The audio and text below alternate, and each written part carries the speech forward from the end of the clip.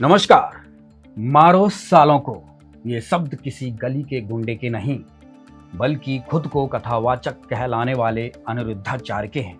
जी हाँ, जो मंच से प्रवचन नहीं प्रलाप करता है, धर्म का चोला पहनकर धर्म का धंधा बनाकर कोबरा सांप की तरह जहर उगल रहा है। क्या अब कथावाचक का मतलब गालीबाज हो गया है? हाल ही में अनिरुद्धाचार्य का वीडियो सामने आया है जिसमें वे कहते हैं, रामपाल के चेलों को मारो सालों को। देखिए क्लिप। हिंदू हैं, वो दूसरी पंथ में जा रहे हैं। वो संत रामपाल जो उनके अच्छा रामपाल के चेला हैं। हाँ तो चार मैं सुना देता हूँ फिर। हाँ फिर ऐसे लोगों को तो सुनाओ, ऐसे लोगों को तो तरीके से सुनाओ। गुरुजी मैं फिर उल्टा सीधा बोल देता हूँ तो इसमें मेरा दोस्त लगे। नहीं आप तो फिर सुनाओ, मूर्खों को सालों को खूब सुनाओ। तो एक दिन तो मैंने सोच लिया था मारूंगा मैं, फिर मैंने मारपीट करने फिर आ गए थे मैं। तो मारने से सुधर जाएंगे वो गुरुजी जी? यदि सुधरे तो फिर मारो सालों को क्या है, मारो सालों को क्या है, मारो सालों को क्या है। दर्शकों, यह सिर्फ संत रामपाल जी महाराज के भक्तों पर शाब्दिक प्रहार नहीं, यह उस संस्कृति पर हमला है जो कहती है अहिंसा परमो धर्मः। यह उस संविधान की तौहीन है जो कहता है वसुधैव कुटुंबकम।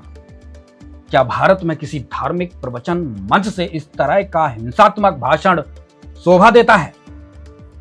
दर्शकों, वैसे तो अनिरुद्धाचार्य कोई संत या कथावाचक नहीं है, बल्कि आज वर्तमान में अनिरुद्धाचार्य सनातन धर्म की अंतरराष्ट्रीय बेइज्जती बदनामी कराने वाले सबसे बड़े नौटंकीबाज व्यक्ति हैं। क्या किसी कथावाचक को यह शोभा देता है? क्या यह वही सनातन धर्म है जो अहिंसा और शांति की शिक्षा देता है? आइए इन्हीं सवालों का जवाब देने के लिए आज हमारे साथ जुड़ रहे हैं विशेष मेहमान। हमारे साथ हैं पंडित धर्मदत्त शर्मा जी, जो सनातन परंपरा का वर्षों से प्रतिनिधित्व करते आ रहे हैं। दूसरी ओर हैं सुप्रीम कोर्ट के वकील गिरीश भारद्वाज जी, जो हमारे आज के मुद्दे पर संवैधानिक पक्ष रखेंगे। वहीं हमारे साथ लक्ष्मण दास, जो संत रामपाल जी महाराज के शिष्य हैं। चलिए शुरू करते हैं आज की विचार गोष्ठी। नमस्कार पंडित जी, आप वर्षों से सनातन परंपरा को समझाते और सिखाते आए हैं, आप क्या कहेंगे अनिरुद्धाचार्य के इस बयान पर? देखिए, सनातन धर्म कभी भी किसी को हिंसा का बढ़ावा नहीं देता। हमारा धर्म कहता है अहिंसा परमो धर्म। संस्कृति में ऐसे है, ऐसी बाणी बोलिए मन का आपा खोए, औरन को शीतल करे आपो शीतल होए। ये अमृत वचन देती है। मुझे कहने में आज जरा भी संकोच नहीं, क्योंकि कुछ कथावाचक सनातन धर्म की गरिमा को ठेस पहुंचा रहे हैं। अनिरुद्धाचार्य जैसे कह रहे हैं रामपाल के चेलों को मारो सालों को। क्या ये बात उनको उस मंच से कहनी शोभा देती है? इस प्रकार की वो भाषा प्रयोग कर रहे हैं। इसी मंच से कभी ज्ञान की गंगा बहती थी, सुंदर कथाएं होती थीं, आज उसी मंच से गाली और अपशब्द हो रहा है। कुछ कथावाचक उसी मंच से अपशब्द और गालियां और हिंसा भड़काने का काम कर रहे हैं। धर्म किसी की निजी जागीर नहीं। अगर किसी से मतभेद है तो शास्त्रों के अनुसार ज्ञान चर्चा करें, प्रश्न करें, लेकिन अभद्रता तो सनातन धर्म का पतन है। मैं एक सनातनी होने के नाते स्पष्ट करना चाहता हूं कि अनिरुद्धाचार्य जी का व्यवहार निंदनीय ही नहीं बल्कि धर्मद्रोह के बराबर है। उन्हें कभी भी उस मंच से किसी को भी गाली नहीं देने का अधिकार है। कहाँ लिखा है कि हम उस मंच से गाली देंगे? अरे भगवान राम की कथा कहने के मन से आप गाली का प्रयोग कर रहे हैं। हमें तो ये बात पसंद नहीं है। हो सकता है हमारे जो भाई हैं, जो हमारी जनता है, उनको ही पसंद नहीं हो। दर्शकों ध्यान दीजिए, यह वही भारत है जहां सर्वधर्म समभाव की बात की जाती है। सवाल यह है कि क्या कोई कथावाचक मंच से हिंसा भड़का सकता है? नमस्कार गिरीश जी, क्या एक पब्लिक स्पीकर को इस प्रकार के भड़काऊ बयान देने की छूट है? देखिए अभिषेक जी, पहले तो मैं आपको बताना चाहूँगा कि अनिरुद्धाचार्य जो कि इस समय एक गुरु और संत के पद पर बैठे हुए हैं, ऐसे पद पर बैठे हुए व्यक्ति को बहुत ही सोच समझकर मंच पर कोई बात बोलनी चाहिए। और जिस तरीके का बयान ये अनिरुद्धाचार्य ने दिया है वो बिल्कुल ही शर्मनाक है, जो बताता है कि उनके अंदर कितना ज्ञान है और कितने वो परिपक्व हुए हैं। क्योंकि इस तरीके बयान से ये जो संत अनिरुद्धाचार्य ने जो बोला है, इस तरीके के बयान से ये साफ जाहिर होता है कि उनके अंदर ज्ञान की कमी है। अगर इस तरीके से कोई संत बयान देता है और गाली के साथ संबोधित करता है तो इससे आपको पता लग जाएगा कि वो संत है या नहीं है। और अनिरुद्धाचार्य ने अपने प्रोग्राम में जो संत रामपाल जी महाराज जी के शिष्यों के लिए जो टिप्पणी की है वो बहुत ही शर्मनाक है। शर्मनाक तो है ही। भारतीय न्याय संहिता धारा 195, 297 और 350 के तहत ये दंडनीय अपराध भी है। संत रामपाल जी महाराज जी के शिष्य बहुत ही शांति प्रिय हैं और उनका कोई भी मतलब इस तरीके का आज तक कोई भी ऐसा एक्ट नहीं देखा गया जिससे ये कहा जा सके कि वो समाज में कोई भी समाज विरोधी काम कर रहे हैं या कोई भी धर्म विरोधी काम कर रहे हैं। और जहाँ तक कि अनिरुद्धाचार्य ने जो ये बोला है कि संत रामपाल जी महाराज जी के शिष्यों को मारने के लिए और पीटने के लिए, भाले तलवार उठाने के लिए, तो ये बहुत ही शर्मनाक है। और इससे पता लगता है कि अनिरुद्धाचार्य कितने परिपक्व हुए हैं। एक संत और एक कथावाचक, मैं तो कथावाचक ही कहूँगा, एक कथावाचक को इस तरीके के बयान जो है मंच से नहीं देने चाहिए। इसके बहुत खतरनाक परिणाम जो है हो सकते हैं। देखिए अभिषेक जी, भारतीय न्याय संहिता के अंतर्गत जिस तरीके के बयान इन्होंने अनिरुद्धाचार्य ने दिए हैं ये एक कानूनी अपराध है। ये दो गुटों के बीच में दुश्मनी पैदा करवाना और किसी की धार्मिक भावनाओं को ठेस पहुंचाना, क्योंकि जिस तरीके के शब्दों का प्रयोग हुआ है ये पक्का है कि संत रामपाल जी महाराज जी के शिष्यों की जो धार्मिक भावनाएं उनको बहुत ठेस पहुंची है कि उनके गुरुजियों के बारे में और उनके बारे में इस तरीके का बयान दिया है। और साथ ही समाज में एक सांप्रदायिकता फैलाने का, झगड़े करवाने का इन्होंने काम किया है अनिरुद्धाचार्य जी ने। तो ये बहुत ही शर्मनाक है। जी, अगला सवाल लक्ष्मण जी आपसे है। आप संत रामपाल जी महाराज के शिष्य हैं और अनिरुद्धाचार्य के द्वारा आपके ऊपर जो ये टिप्पणी हुई है, आपकी क्या प्रतिक्रिया है इस विषय में? नमस्कार अभिषेक। अनिरुद्धाचार्य जी ने जो कहा है तो मैं तो यही कहना चाहूँगा कि हमें जो मारने आए हैं हम उनको ज्ञान देंगे, ज्ञान की बात करेंगे। संत रामपाल जी महाराज कहते हैं कि क्रोध से नहीं ज्ञान से जवाब दो बेटा। और हमारे पास शास्त्र प्रमाण है, तर्क है, सद्भक्ति है। अनिरुद्धाचार्य जी को लगता है कि हम गलत हैं तो आप खुले मंच पर संवाद कीजिए हमारे से। गाली, धमकी, हिंसा किसी संत को शोभा नहीं देता है। लेकिन हम कमजोर भी नहीं है, हमारी रक्षा पूर्ण परमात्मा करेगा। और कबीर साहिब जी की वाणी है, आवत गारी एक है, उल्टत होय अनेक, कहे कबीर न उल्टियो रहे एक ही एक। तो हम कबीर साहिब जी की इस सिद्धांत पे और जो हमारे सदगुरुदेव जी हमें शिक्षा और ज्ञान देते हैं उस आधार पर चलते हैं। और किसी भी प्रकार से उनको लगता है कि हम ज्ञान में गलत है तो आप आइए और हमारे से बात कीजिए, संवाद कीजिए। लक्ष्मण जी, अनिरुद्धाचार्य का ये बयान दर्शा रहा है कि उनको संत रामपाल जी महाराज के भक्तों से डर है।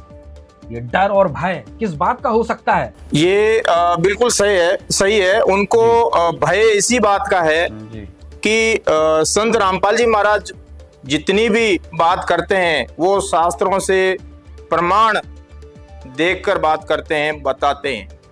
और जितने भी आज कथावाचक है, धर्मगुरु है, उन्होंने अपने खुले मन से कुछ भी बोल दिया। लेकिन आज समाज इतना एजुकेटेड है, आज वही शिष्य उन्हीं धर्मगुरुओं से सवाल करने लग गए हैं, सवाल पूछने लग गए हैं और आज उनके पास जवाब नहीं है। तो उनको यही भय सता रहा है कि कहीं हमारी पोल न खुल जाए।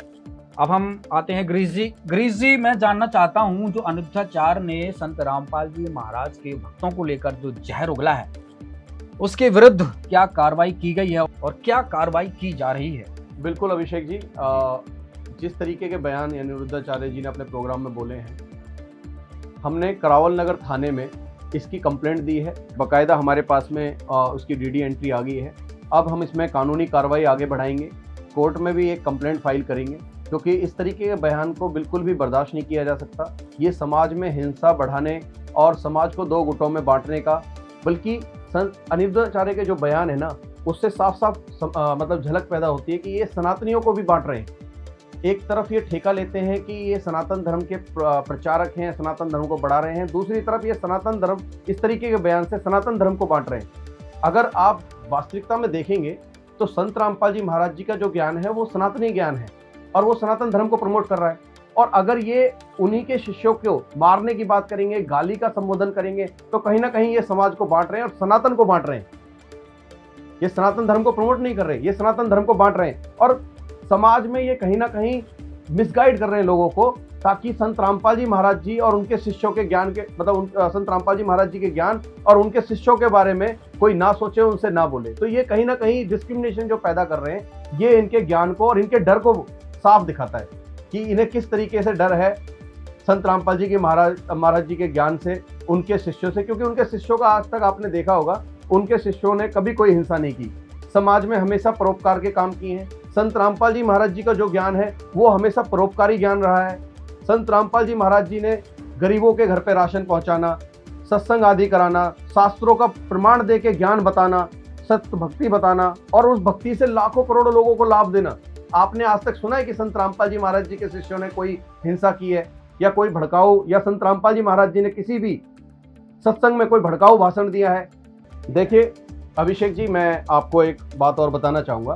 अब तक जितनी भी FIR और जितने भी केस संत रामपाल जी महाराज जी के शिष्यों पे ज्ञान प्रचार को लेकर हुए हैं, वो सब निराधार हैं। वो केस कराने वाले वो व्यक्ति हैं जिन्होंने अपने शास्त्रों को नहीं पढ़ा। मैं आपको बताना चाहूँगा, मतलब राजस्थान में एक FIR हुई थी और उस FIR में इन्वेस्टिगेटिंग जो ऑफिसर था वो इतना समझदार था, उसने FIR होने के बाद में सारे शास्त्रों को पढ़ा और संत रामपाल जी महाराज जी की पुस्तकों को भी पढ़ा। आप विश्वास नहीं करेंगे, उस इन्वेस्टिगेटिंग ऑफिसर ने प्रेशर होने के बावजूद भी सच्चाई लिखी। उसमें सच्चाई लिखकर यह बताया कि मैंने संत रामपाल जी महाराज जी के सारी बुकों को पढ़ा है और अपने शास्त्रों को पढ़ा है, और उसमें कुछ भी ऐसा नहीं लिखा जो धार्मिक भावनाओं को ठेस पहुंचाता हो या किसी धर्म का विरोध करता हो। वो तो उल्टा शास्त्रों का समर्थन करता है। जो संत रामपाल जी महाराज जी का ज्ञान है वो शास्त्रों का समर्थन करता है और उनके बताए हुए ज्ञान के द्वारा ऐसा कहीं भी प्रतीत नहीं होता कि वो हिंदू विरोधी है। तो इस तरीके की अगर आप देखेंगे, इन्वेस्टिगेटिंग ऑफिसर एक समझदार व्यक्ति है, वो सारे केसों को उसने जो है डिटेल में जांचा है और वो अपने इस तरीके से बयान दे रहा है। देखिए अभिषेक जी, मैं ये भी कहना चाहूँगा कि जो अनिरुद्धाचार्य जी ने अपने प्रोग्राम में बोला है उसके लिए उन्हें अपने शब्दों को वापस लेना चाहिए, माफ़ी मांगनी चाहिए संत रामपाल जी महाराज जी के शिष्यों से, जो कि मतलब जो उनकी भावनाओं को ठेस ना पहुँचे। और एक कथावाचक का ये कर्तव्य भी है कि वो इस तरीके के वर्डों को ना बोले, अगर बोले हैं तो उसको वर्डों को वापस ले और क्षमा मांगे। लक्ष्मण जी, मेरा अगला सवाल आपसे है, जो ये अनिरुद्धाचार्य जैसे कथावाचक हैं, इनकी कथाओं से क्या समाज में परिवर्तन हो रहा है? क्या कहेंगे आप? जी अभिषेक, ये जो अनिरुद्धाचार्य है, ये काहे के कथावाचक है? इनको किसने अधिकार दिया है कथा करने का? भागवत कथा करने का अधिकार किसने दिया इनको? अब मैं आपको श्रीमद् भगवत महापुराण 26 नंबर वॉल्यूम गीता प्रेस गोरखपुर से ये छपा हुआ है और जय दयाल गोविंद का इनके राइटर है। मैं इसी में से आपको प्रमाण करके दिखाऊंगा कि भागवत का करने का अधिकार किसको होता है। तो एक समय की बात है, राजा परीक्षित जंगल में जाते हैं शिकार करने। हरिणों के पीछे दौड़ते दौड़ते उनको भूख प्यास लगती है और फिर एक ऋषि के कुटिया में जाते हैं। वो ऋषि बहुत ही ध्यान में थे तो उन्होंने वहाँ भूख प्यास के लिए गए, लेकिन वो समाधि में थे तो उनका ध्यान नहीं गया। तो वहाँ से राजा परीक्षित क्रोधित होकर गुस्सा होकर वहाँ से चले जाते हैं। लेकिन राजा परीक्षित ने क्या किया कि एक मरा हुआ सांप था, वो मरा हुआ सांप उस ऋषि के गले में डाल दिया और जैसे ही ऋषि के पुत्र ने देखा ये, तो उसने बहुत ही अपमान महसूस किया अपने पिताजी का और राजा परीक्षित को श्राप दे दिया कि आज से 7वें दिन आपको तक्षक सर्प डसेगा और मौत होगी। यह सुनकर राजा परीक्षित बहुत भयभीत हुए। वो अपनी राजधानी में आ जाते हैं वहाँ पे और बहुत चिंतन मनन करते हैं और ऐसे करते करते वो गंगा के तट पर आ जाते हैं। वहाँ पे वो अपने ध्यान में बैठ जाते हैं, भगवान को याद करते हैं। तो वहाँ पे बहुत से ऋषि महर्षि वहाँ आते हैं और मैं आपको यहाँ पे ये बताना चाहूँगा कि वहाँ पे ऋषि महर्षि कौन आते हैं, जिसमें आपको नाम बताता हूँ भी आपको। वहाँ पे अत्रि, वशिष्ठ, च्यवन, सर्दमान, अरिष्टनेमि, भृंगु, अंगिरा, पराशर, विश्वामित्र, परशुराम, उत्तत्य, इंद्र प्रमदः, इदम वहा, मेघातिथि, देवल, आष्टिसेन, भारद्वाज, गौतम, पिपलाद, मैत्रेय, औरव, कवश, अगस्त्य, भगवान व्यास, नारद और इनके अतिरिक्त और भी कई श्रेष्ठ देवर्षि, ब्रह्म ऋषि और अनुनादि राजर्षियों का शुभागमन हुआ। अब आप ये देखें कि वेद व्यास जी ने भागवत लिखी, लेकिन पूरी पृथ्वी पे किसी को भी भागवत करने का अधिकार नहीं था। तो यहाँ पे ये सारे ऋषि आए, लेकिन इनमें से किसी को अधिकार नहीं था। तो भगवान विष्णु ने स्वर्ग से सुखदेव ऋषि जी को भेजा कथा करने के लिए। क्यों? कि 7वें दिन रिजल्ट आना था। तो किसी की हिम्मत नहीं भागवत करने की और किसी के पास अधिकार नहीं। तो सुखदेव जी वहां आते हैं और जैसे सुखदेव जी आते हैं, ये जितने भी ऋषि महर्षि बैठे हैं ये सारे खड़े हो जाते हैं और सुखदेव जी को वहां आसन देते हैं। सुखदेव जी वहां बैठते हैं और सुखदेव जी फिर वहां पे कथा करते हैं और 7 दिन की कथा होते ही तक्षक सर्प उनको डस लेता है और राजा परीक्षित शरीर छोड़ देते हैं। तो मैं अभी से आपको ये प्रमाण दिखाया है श्रीमद् भगवत महापुराण से। किसी को अधिकार नहीं था भागवत करने का। तो ये अनिरुद्धाचार्य को कहां से अधिकार मिल गया इनको भागवत करने का? किसने दे दिया अधिकार भाई? तो ये शास्त्र तो मानते ही नहीं है ना, ये मनमुखी हो गए, मनमुखी साधनाएं करते हैं और शिष्यों से करवाते हैं। तो ये झूठे गुरु खुद भी नरक में जाएंगे और शिष्यों को भी नरक में डालेंगे। ये सारी फौज इकट्ठी हो रखी है झूठों की।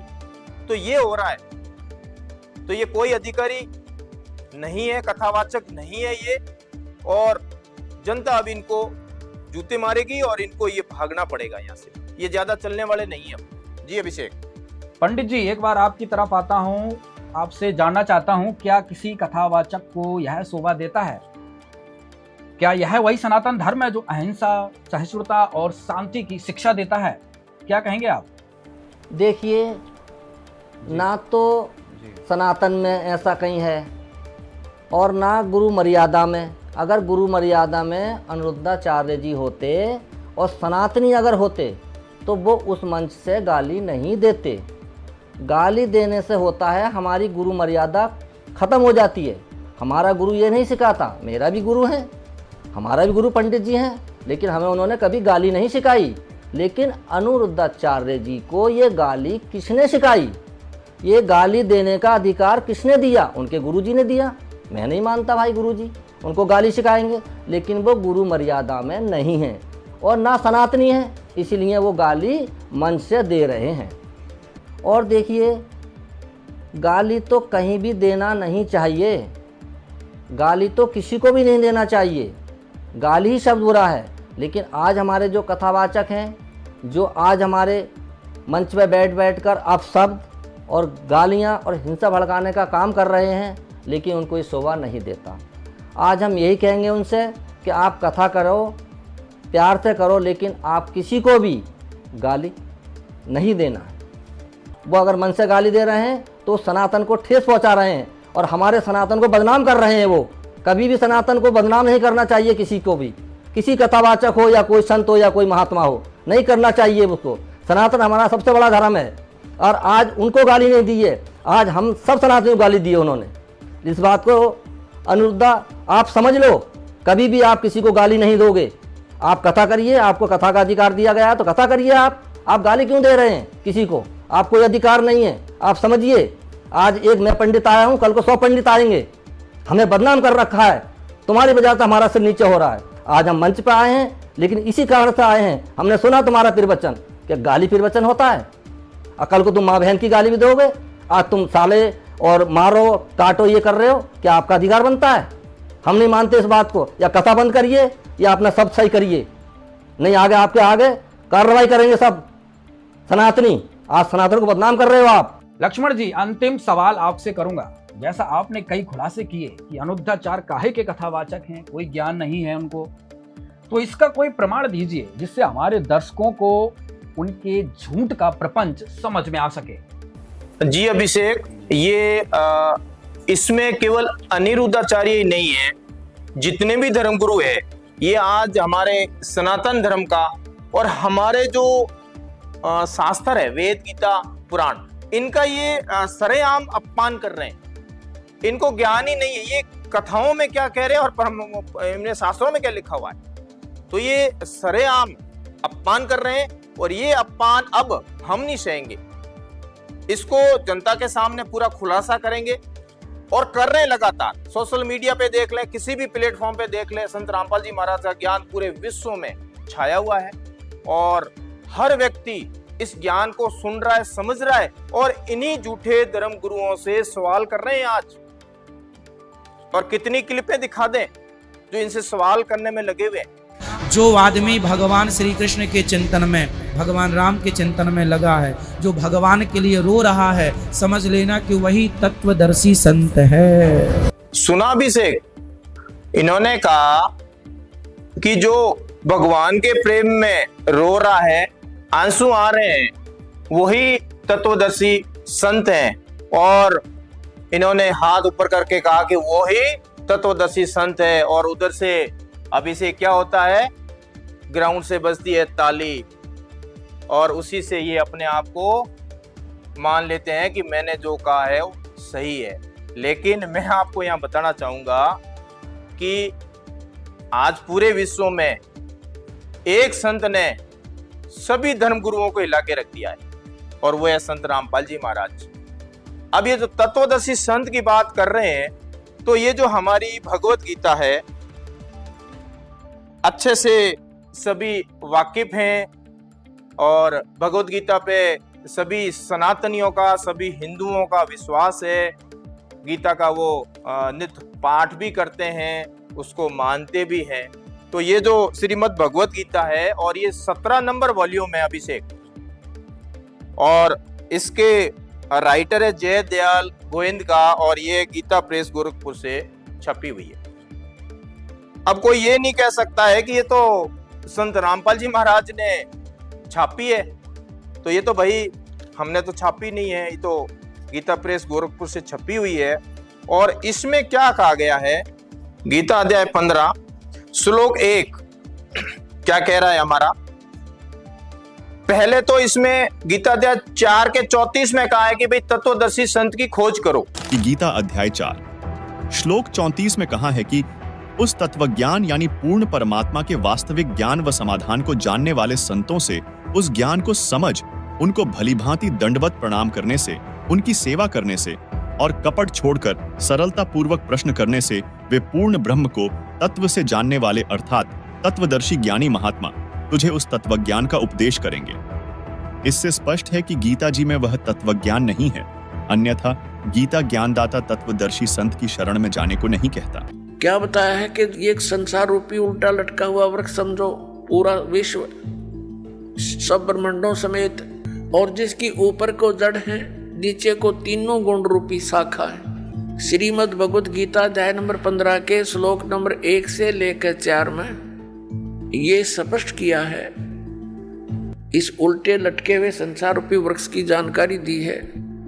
अब आपको ये उल्टा लटका हुआ संसार रूपी वृक्ष दिखाते हैं, फिर आसानी से जो दास सब सदग्रंथों से रूबरू करने जा रहा है, आपको आसानी से समझ जाएंगे। देखिएगा, ये समझो एक संसार रूपी वृक्ष है पूरा।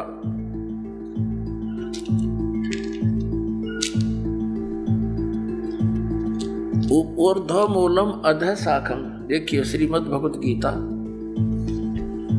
अध्याय नंबर 15 का ये पंचदशो अध्याय यानी 15वां अध्याय है। 15वां अध्याय है,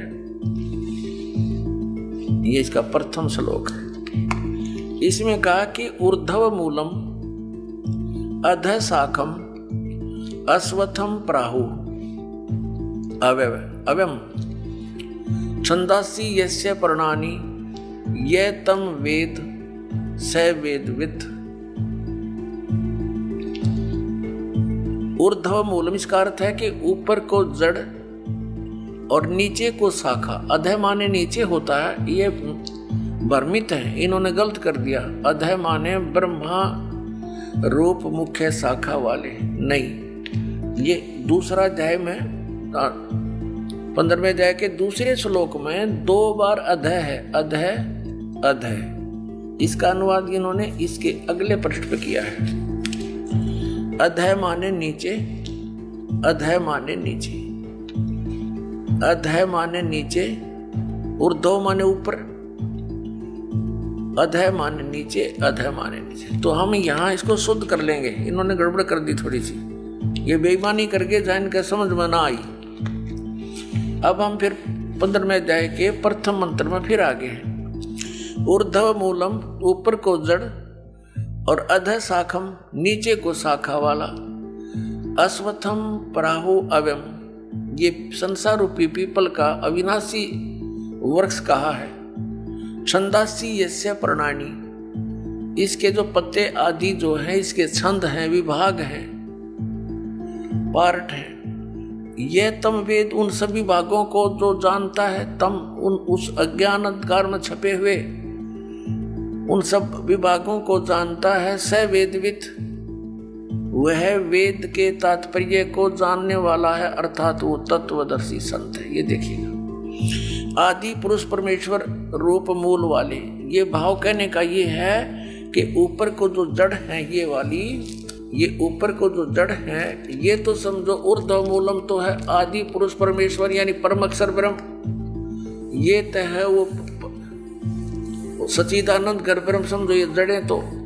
और ये तना अक्षर पुरुष, ये परम अक्षर पुरुष, ये तना अक्षर पुरुष। ये देखिएगा, ये पूर्ण ब्रह्म कहो, परमेश्वर कहो, परम अक्षर ब्रह्म कहो या सच्चिदानंद घन ब्रह्म कहो, ये जड़ें हैं। जैसे ये जड़, ओनली जड़, और फिर इसके बाहर जो जमीन से बाहर दिखाई देता है इसको पेड़ बोलते हैं।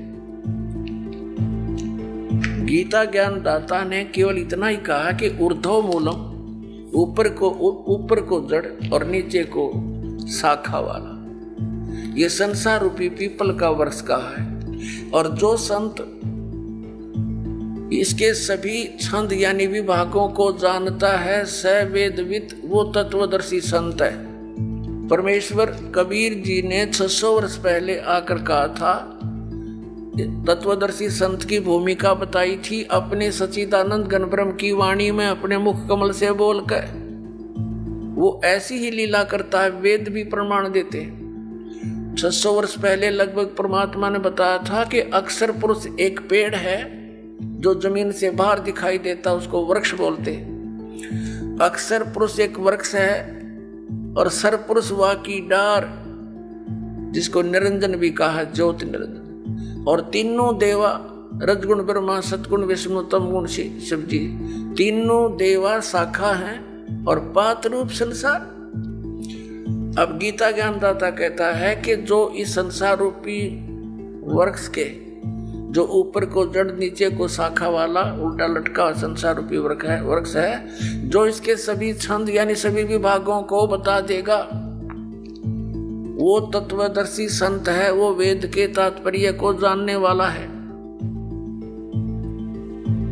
अब देखिएगा, परमात्मा ने 600 वर्ष पहले बता दिया था कि अक्षर पुरुष एक पेड़ है, ज्योति निरंजन यानी सरपुरुष वा की डार और तीनों देवा शाखा है, ये पात रूप संसार। अब देखो, परमात्मा ने बताया कबीर अक्षर पुरुष एक पेड़ है, निरंजन वा की डार, इसको सरपुरुष भी कहते हैं ज्योति निरंजन को। और तीनों देवा रजगुण ब्रह्मा सतगुण विष्णु तमगुण शिव जी रूपी शाखा है, ये पात रूप संसार। ये देखिएगा, ये क्योंकि ये जमीन से ये प्रोक्ष है, पूर्ण परमात्मा तो गुप्त है। जमीन में जैसे जड़ प्रोक्ष होती है, जमीन में जैसे जड़ प्रोक्ष होती है। अब ये तना, ये अक्षर पुरुष है। अक्षर पुरुष एक पेड़ है और सर पुरुष वह की डार, ये मोटी डार। सर पुरुष कहो, ज्योति निरंजन कहो, काल ब्रह्म कहो। और तीनों देवा, रजगुण ब्रह्मा, सतगुण विष्णु, तमगुण शिव जी, ये शाखा है। और पात रूप संसार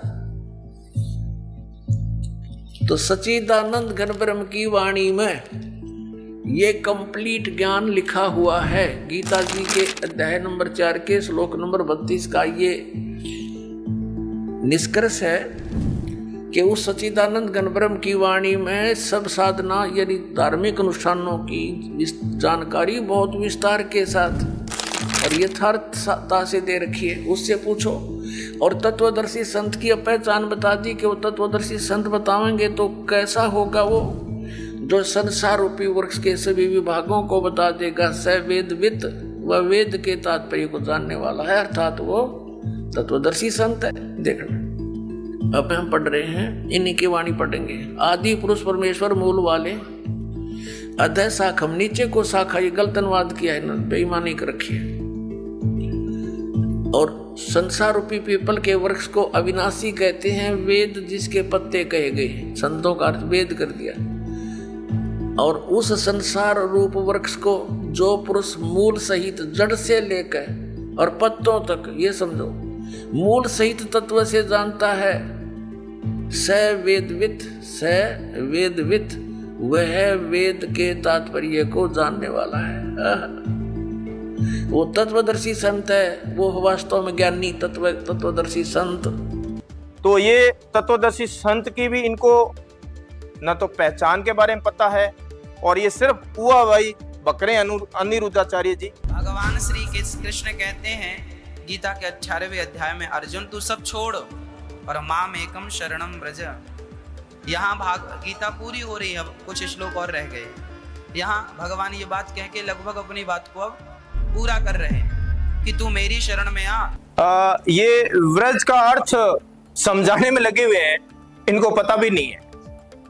मेरे सदगुरुदेव जी ने कितनी बार व्रज शब्द का अर्थ क्लियर किया है। और केवल ये अनिरुद्धाचार्य नहीं है, इसमें जितने भी ये धर्मगुरु हैं और जिन्होंने ये गीता लिखी, अनुवाद किया है, अपनी अपनी गीताएं लिखी है, उसको भी हमारे गुरुजी ने उनकी गीताएं दिखाई है और उनका ज्ञान का भंडाफोड़ किया है।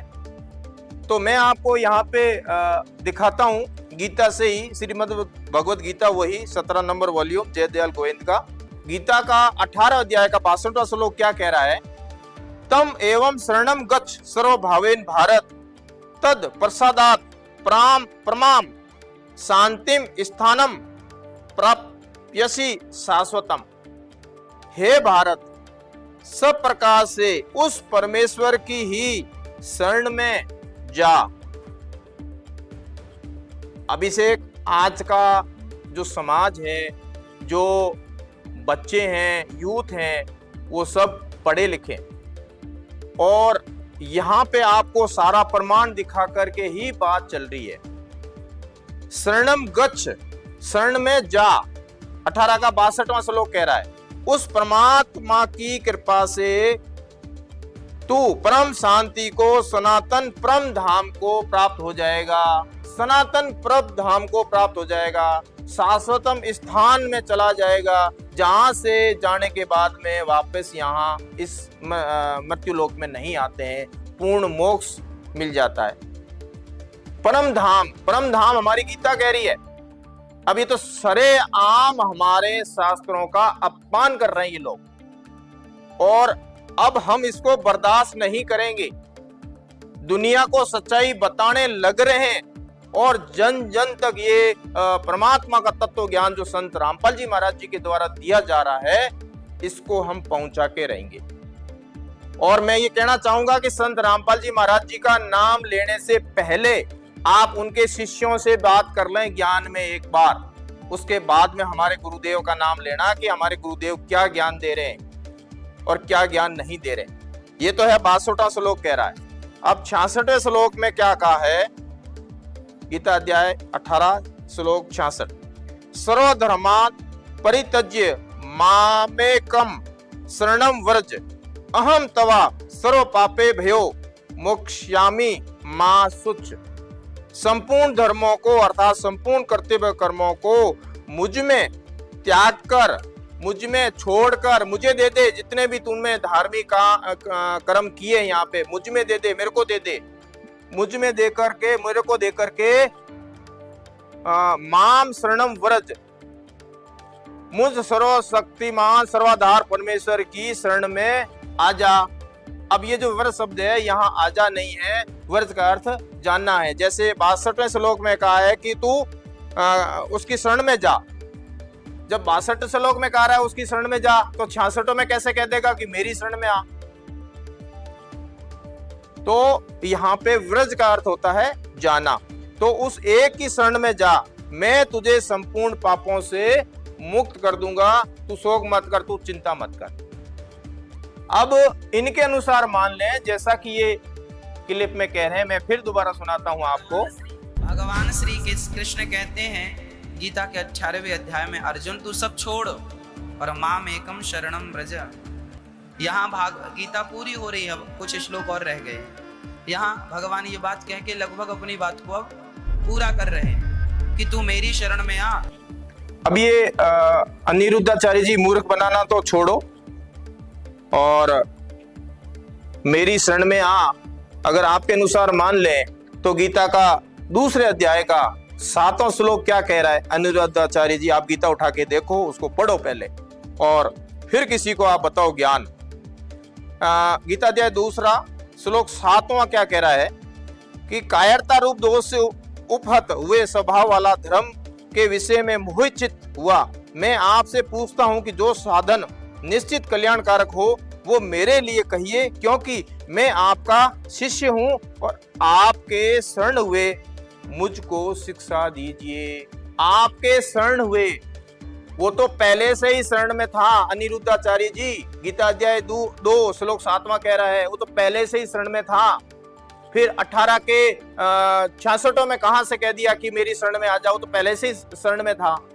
दर्शकों, गीता अध्याय 18 श्लोक 66 में गीता ज्ञानदाता इसलिए अपने से अन्य परमेश्वर की शरण में जाने को कह रहा है, क्योंकि इस सृष्टि को बनाने वाला अविनाशी परमात्मा तो गीता ज्ञानदाता से अन्य है, जिसकी शरण में गीता ज्ञानदाता स्वयं है, जिसके विषय में गीता अध्याय 15 श्लोक 4 में गीता ज्ञानदाता कहता है, उसके पश्चात उस परम पदरूप परमेश्वर को भली भांति खोजना चाहिए, जिसमें गए हुए पुरुष फिर लौटकर संसार में नहीं आते और जिस परमेश्वर से इस पुरातन संसार वृक्ष की प्रवृत्ति विस्तार को प्राप्त हुई है, उसी आदि पुरुष नारायण के मैं शरण हूं।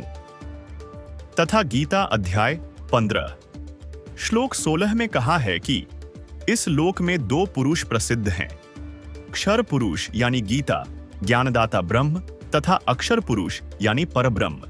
ये दोनों प्रभु तथा इनके अंतर्गत सर्व प्राणी नाशवान हैं, आत्मा तो सबकी अमर है। फिर गीता अध्याय 15 श्लोक 17 में कहा है कि उत्तम पुरुष अर्थात पुरुषोत्तम।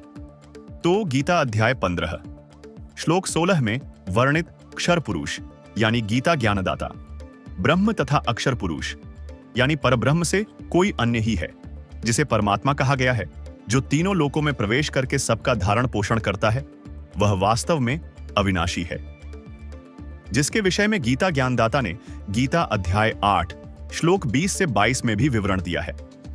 इसलिए इसने गीता अध्याय 18 श्लोक 63 में कहा है कि इस प्रकार गोपनीय से अति गोपनीय ज्ञान मैंने तुझसे कह दिया, इस रहस्य युक्त ज्ञान को पूर्णतया भलीभांति विचार कर जैसे चाहता है वैसे ही कर। फिर अगले ही श्लोक 64 में कहा है कि संपूर्ण गोपनीयों से अति गोपनीय मेरे परम रहस्य युक्त हितकारक वचन तुझे फिर कहूंगा, इसे सुन। यह पूर्ण ब्रह्म मेरा पक्का निश्चित इष्ट देव अर्थात पूज्य देव है, जिसकी शरण में गीता ज्ञान दाता स्वयं भी है। यही वजह है कि गीता अध्याय 18 श्लोक 66 में गीता ज्ञानदाता ने कहा है कि मेरी संपूर्ण पूजाओं को मुझ में त्याग कर तू केवल एक उस अद्वितीय अर्थात पूर्ण परमात्मा की शरण में जा। मैं तुझे संपूर्ण पापों से छुड़वा दूंगा, तू शोक मत कर। तो यहाँ पे ये बिल्कुल झूठे साबित हो रहे हैं इन अपने शास्त्रों से, जहाँ पे हमने आपको ये प्रमाण दिखाया है। तो ये बिल्कुल हमारे धर्म शास्त्रों का अपमान कर रहे हैं। और यही नहीं, इनके साथ जितने भी धर्मगुरु हैं वो सभी यही कर रहे हैं और सही ज्ञान दे रहे हैं हमारे गुरुजी तत्वदर्शी संत रामपाल जी महाराज जी। सभी अनुवादकर्ताओं ने भट्ठा बैठा रखा है। सभी ने कहा कि वर्ज माने आजा, आना, जबकि वर्ज माने जाना होता है। पहले इस शब्द कोश से क्लियर करते हैं। अब देखिएगा, संस्कृत हिंदी कोश वामन शिवराम आप्टे द्वारा इसका संग्रह किया गया है और यह है मोतीलाल बनारसी दास पब्लिशर्स प्राइवेट लिमिटेड, दिल्ली से प्रकाशित है। इसके 993 पृष्ठ है। वर्ज माने जाना, चलना, प्रगति करना, विदा होना, ये सारा है, निर्वासित होना। वर्ज माने जाना, आना नहीं होता। गो माने जाना है तो उसका अर्थ आना हो ही नहीं सकता। एक सीधी सी बात है। इंग्लिश वर्ड है गो, उसका अर्थ होता जाना, उसका अर्थ कम नहीं हो सकता। अगर कोई कम करता है तो उसने कोई ज्ञान नहीं। वर्ज माने जाना है तो उसका आना जिसने किया है उनको कति ज्ञान नहीं, उन्हें अनर्थ कर दिया। तो आपने देखा कि शब्दकोश में तो व्रज का अर्थ जाना ही है। अब देखते हैं हिंदू धर्म गुरुओं द्वारा अन्य अनुवादित गीता का ये श्लोक। अभी आप देख रहे हैं स्वामी ज्ञानानंद द्वारा अनुवादित गीता। अभी आप देख रहे हैं स्वामी राम सुखदास द्वारा अनुवादित गीता। अभी आप देख रहे हैं आसाराम बापू द्वारा अनुवादित गीता। अभी आप देख रहे हैं सुधांशु जी महाराज द्वारा अनुवादित गीता। अभी आप देख रहे हैं भक्ति वेदांत स्वामी प्रभुपाद द्वारा अनुवादित गीता। दर्शकों, कमाल की बात है, भक्ति वेदांत स्वामी प्रभुपाद इस्कॉन वालों ने संस्कृत के शब्दों का अर्थ करते हुए व्रज का मतलब जाना ही किया है। ये देखिए, इससे एक बात ये भी प्रमाणित होती है कि संत रामपाल जी महाराज व्रज का मतलब जाना जो बताते हैं वो बिल्कुल सही है, जो कि संस्कृत हिंदी शब्दकोश के अनुसार ठीक है। लेकिन हैरानी की बात यह है कि अध्यात्म ज्ञान की कमी के कारण स्वामी प्रभुपाद जी ने भी भावार्थ करते समय व्रज का अर्थ आना कर दिया, क्योंकि इनको भी भगवान श्री कृष्ण से ऊपर जो भगवान है उसका ज्ञान नहीं है, इसलिए व्रज का अर्थ भावार्थ करते समय आना कर दिया। ये आपने देखी 5 सुप्रसिद्ध धर्म गुरुओं द्वारा अनुवादित गीता, जिसमें सभी ने व्रज का अर्थ आना किया हुआ है, जो कि शब्दकोश से मिलान नहीं करता, जिससे स्पष्ट होता है कि गीता का ज्ञान किसी को नहीं है। अब देखते हैं संत रामपाल जी महाराज द्वारा अनुवादित गीता। अभी आप देख रहे हैं संत रामपाल जी महाराज द्वारा अनुवादित गीता। दर्शकों, गीता अध्याय 18 के श्लोक 66 का सही अनुवाद संत रामपाल जी महाराज द्वारा किया गया है। दर्शकों, ये देखकर हो सकता है किसी को ये बात हजम नहीं हो रही हो कि हमारे गुरुजन गलत अनुवाद कैसे कर सकते हैं। तो आपकी संतुष्टि के लिए इस व्रज शब्द की पुष्टि कुछ और प्रमाणों से करते हैं। क्या व्रज का अर्थ अन्य सदक ग्रंथों में जाना ही है या आना है? ये देखिए प्रमाण। विष्णु पुराण, शिव पुराण, वाल्मीकि रामायण से 3 अलग अलग धर्म ग्रंथों से प्रमाण देख रहे हैं। यहाँ पर व्रज शब्द संस्कृत में है, साथ ही हिंदी अनुवाद किया गया है जिसमें साफ शब्दों में व्रज का अर्थ जाना ही किया है। इससे पूर्ण रूप से सिद्ध हो गया कि गीता ज्ञान देने वाला किसी अन्य प्रभु अर्थात श्री कृष्ण जी से बड़े भगवान की शरण में जाने को कह रहा है, और वह बड़ा भगवान कोई और नहीं बल्कि कबीर जी हैं। तो आपके मन में आएगा कि कबीर जी कहां से भगवान हो गए, वे तो एक कवि थे। हम आपको बता दें, कबीर जी अलग से कहीं से नहीं आए, बल्कि जब राम, कृष्ण, ब्रह्मा, विष्णु, शिव, दुर्गा, ब्रह्म पर ब्रह्म की उत्पत्ति भी नहीं हुई थी, उस समय भी कबीर परमेश्वर विद्यमान थे, जिनका प्रमाण वेदों तथा गीता में भी मिलता है। गीता अध्याय 8 श्लोक 9 व 10 में लिखा है। गीता अध्याय 8 श्लोक 9। कविं पुराणं अनुशासितारम् अणोरणीयां समनुस्मरेद्यः सर्वस्य धातारमचिन्त्य रूपम् आदित्यवर्णं तमसः परस्तात्। कबीरदेव अर्थात कबीर परमेश्वर जो कवि रूप में प्रसिद्ध होता है, वह अनादि, सबके नियंता सूक्ष्म से भी अति सूक्ष्म सबके धारण पोषण करने वाला अचिंत्य स्वरूप सूर्य के सदृश नित्य प्रकाशमान है, जो साधक उस अज्ञान रूप अंधकार से अति परे सच्चिदानंद घन परमेश्वर का सुमरण करता है। गीता अध्याय 8 श्लोक 10।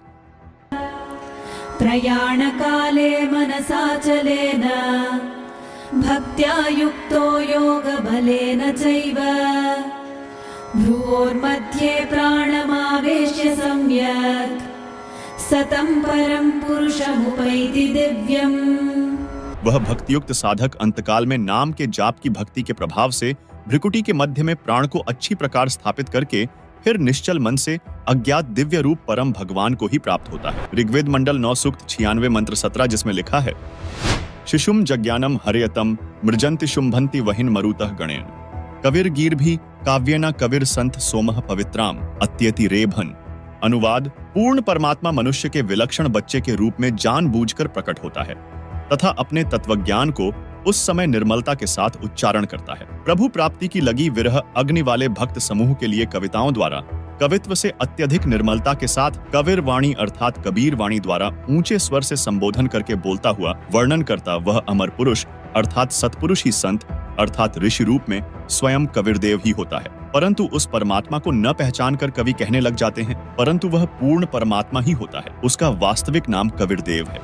यही प्रमाण ऋग्वेद मंडल 9 सूक्त 94 मंत्र 1 में है, जिसका भावार्थ है कि जो सर्वशक्तिमान परमेश्वर है वह कवियन व्रजम न अर्थात कवियों की तरह आचरण करता हुआ पृथ्वी पर विचरण करता है। उसी परमेश्वर के विषय में ऋग्वेद मंडल 9 सूक्त 94 मंत्र 3 में कहा गया है कि जो परमात्मा कवियों की भूमिका करके सत्य भक्ति भाव को परिपूर्ण रूप से प्रदान करता है वह कबीरदेव अर्थात कबीर परमेश्वर है।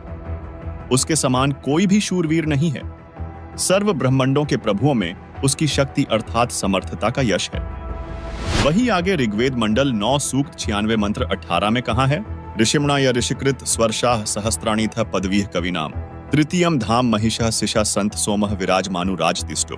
अनुवाद, वेद बोलने वाला ब्रह्म कह रहा है कि जो पूर्ण परमात्मा विलक्षण बच्चे के रूप में आकर प्रसिद्ध कवियों की उपाधि प्राप्त करके अर्थात एक संत या ऋषि की भूमिका करता है, उस संत रूप में प्रकट हुए प्रभु द्वारा रची हजारों वाणी संत स्वभाव वाले व्यक्तियों अर्थात भक्तों के लिए स्वर्ग तुल्य आनंददायक होती है। वह अमर पुरुष अर्थात सतपुरुष तीसरे मुक्तिलोक अर्थात सतलोक की सुदृढ़ पृथ्वी को स्थापित करने के पश्चात मानव सदृश संत रूप में गुबंद अर्थात गुंबज में उच्च टिल्ले जैसे सिंहासन पर उज्जवल स्थूल आकार में अर्थात मानव सदृश तेजोमय शरीर में विराजमान है, यानी वहां राजा के समान बैठा है। इसी का समर्थन ऋग्वेद मंडल 9 सूक्त 86 मंत्र 27 भी करता है, जिसमें स्पष्ट लिखा है परमात्मा द्युलोक के तीसरे पृष्ठ पर विराजमान है।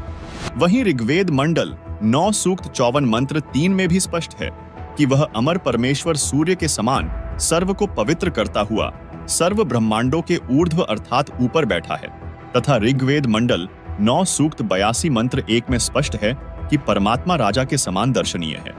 दर्शकों, हम सभी अब तक काल के एक ब्रह्मांड में बने 3 लोक स्वर्गलोक, पृथ्वीलोक और पाताल लोक से परिचित हैं, जबकि ऋग्वेद मंडल 9 सूक्त 96 मंत्र 18 में तीसरे धाम सतलोक को कहा है। जैसे एक ब्रह्म का लोक जो 21 ब्रह्मांड का क्षेत्र है, दूसरा पर ब्रह्म का लोक जो 7 संख ब्रह्मांड का क्षेत्र है, तीसरा परम अक्षर ब्रह्म अर्थात पूर्ण ब्रह्म का सतलोक है जो असंख्य ब्रह्मांडों का क्षेत्र है। क्योंकि पूर्ण परमात्मा ने सतलोक में सतपुरुष रूप में विराजमान होकर नीचे के लोकों की रचना की है, इसलिए ऋग्वेद मंडल नंबर 9 सूक्त 96 मंत्र 18 में नीचे के ब्रह्म और परब्रह्म के लोकों की गणना करते हुए तीसरा धाम सतलोक को कहा है। दर्शकों, वेदों के उपरोक्त मंत्रों से स्पष्ट होता है कबीरदेव पूर्ण परमात्मा है, जिसे हम अपनी बोलचाल की भाषा में कबीर साहिब कहते हैं। वह कबीर परमात्मा एक संत रूप में प्रकट होता है और कबीर वाणी अर्थात दोहों लोकोक्तियों के माध्यम से अपना तत्वज्ञान प्रदान करता है, जिससे एक प्रसिद्ध कवि भी कहलाता है, लेकिन वह होता है परमात्मा।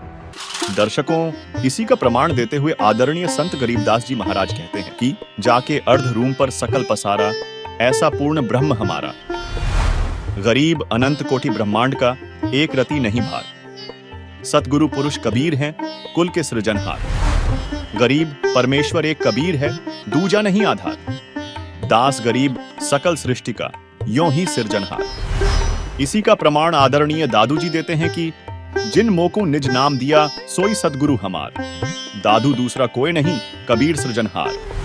इसी से संबंधित नानक जी की वाणी श्री गुरु ग्रंथ साहिब के पृष्ठ 731 पर अंकित है।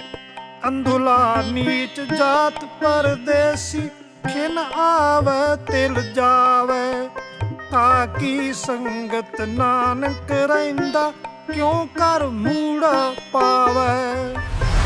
इसके साथ एक अन्य उल्लेख गुरु ग्रंथ साहिब में रागसिरी महल्ला पहला पृष्ठ 24 शब्द 29 पर मिलता है, जिसमें नानक जी ने कबीर परमात्मा का जिक्र करते हुए कहा है, एक स्वान दो स्वानी नाल, पलके भौंके सदा बयान, कूड़ शुरा मुठा मुर्दार, तान कुरूप रहा करतार। मैं पत की बंद ना करनी की कार, हाँ बिगड़े रूप रहा विकराल, तेरा एक नाम तारे संसार। मैं एहा आस एहो आधार, रहा मुख निंदा आखा दिन रात, पर कर जो ही नीच सनात, काम क्रोध तन वसै चंडाल, तान कुरूप रहा करतार। हाही सुरत मुलुकी वेश, हों ठगवाड़ा ठगी देश, खरा सियाणा बहुता पार, तान कुरूप रहा करतार। मैं कीता ना जाता हराम खोर, हाँ क्या मोह देसा दुष्ट चोर, नानक नीच कहे विचार, तान करूप रहा करतार। वहीं श्री गुरु ग्रंथ साहिब के राग तिलंग महल्ला पहला पृष्ठ 721 पर नानक जी ने कहा कि यक अर्ज गुफ्तम पेश तो दरगोश उन करतार, हका कबीर करीम तू बेऐब परवदगार, दुनिया मुकाम फानी तहकीक दिल दानी, मम सर मुए अजराइल गिरफ्ता, दिल हेच नादानी, रहा जान पिसर पदर बिरादरा, कस नेस दस्तंगीर, आखिर व्यफ्तम कस नदार्द, चूं शवद तकबीर, शब रोज गश्तम दर हवा, कर देम बदी ख्याल, घाहे नाने की कार करदम,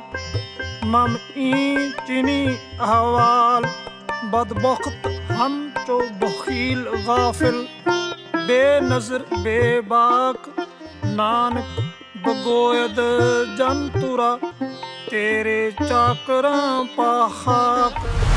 अर्थात हे शब्द स्वरूपी करता, अर्थात शब्द से सर्व सृष्टि के रचनहार निर्गुणी संत रूप में आए दयालु सत कबीर, आप निर्विकार परमेश्वर हैं। आपके समक्ष अर्थात आपके द्वार पर पूरी तरह जानकर एक हृदय से विशेष प्रार्थना है कि हे महबूब, यह संसार रूपी ठिकाना नाशवान है। जीव के शरीर त्यागने के पश्चात अजराइल नामक फरिश्ता यमदूत बेरहमी के साथ पकड़कर ले जाता है। उस समय कोई साथी व्यक्ति जैसे बेटा पिता भाई चारा साथ नहीं देता। अंत में सर्व उपाय फर्ज अर्थात कोई क्रिया काम नहीं आती तथा आवाज भी बंद हो जाती है। प्रतिदिन की तरह न रुकने वाली चलती हुई वायु की तरह बुरे विचार गस्त करते रहते। शुभ कर्म करने का मुझे कोई जरिया अर्थात साधन नहीं मिला। ऐसे बुरे समय में हमारे जैसे नादान लापरवाह भक्ति और भगवान का वास्तविक ज्ञान न होने के कारण ज्ञान नेत्रहीन था तथा ऊवाबाई का ज्ञान कहता था। नानक जी कह रहे हैं कि हे कबीर परमेश्वर, आपकी कृपा से आपके सेवकों के चरणों की धूल डूबता हुआ बंदा पार हो गया। दर्शकों, इन सभी प्रमाणों से स्पष्ट होता है कि परम अक्षर ब्रह्म अर्थात पूर्ण ब्रह्म वास्तव में कबीर परमेश्वर जी हैं और यही हमारे लिए पूजा योग्य है। और ये जनता को आज ठगने में लगे हुए हैं, तो अब ये नहीं ठग पाएंगे, क्योंकि अब संत रामपाल जी महाराज का ज्ञान पूरी दुनिया के सामने आ चुका है। जी अभिषेक जी, आप सभी का बहुत बहुत धन्यवाद जो आपने हमारी चर्चा में, हमारी विचार गोष्ठी में आपने हिस्सा लिया। दर्शकों, आपने आज की इस चर्चा में सुना, एक तरफ हमारे साथ पंडित जी थे, उन्होंने बताया सनातन धर्म कभी भी हिंसा का समर्थन नहीं करता है। वकील जी ने बताया इस प्रकार की भाषा का स्थान ना तो संविधान में है और ना ही सभ्य समाज में स्वीकार्य है। वहीं संत रामपाल जी महाराज के शिष्य ने शांतिपूर्वक बताया कि सत्य को प्रमाण के साथ रखा जाए, ना कि अपशब्दों का प्रयोग किया जाए, और उन्होंने बाकायदा उसको प्रूव भी किया है। लेकिन सवाल अब भारत की जनता से है, क्या धर्म के मंच से जहर उगलने की छूट दी जा सकती है? क्या ऐसे कथावाचकों की भाषा पर लगाम नहीं होनी चाहिए? और क्या यह देश जो वसुधैव कुटुंबकम की भावना रखता है, वहां मारो सालों को जैसे शब्दों का कोई स्थान हो सकता है? अब फैसला आपके हाथ में है। आवाज उठाइए, सत्य का साथ दीजिए। हम फिर लौटेंगे अगली पड़ताल के साथ, तब तक के लिए दीजिए इजाजत। धन्यवाद।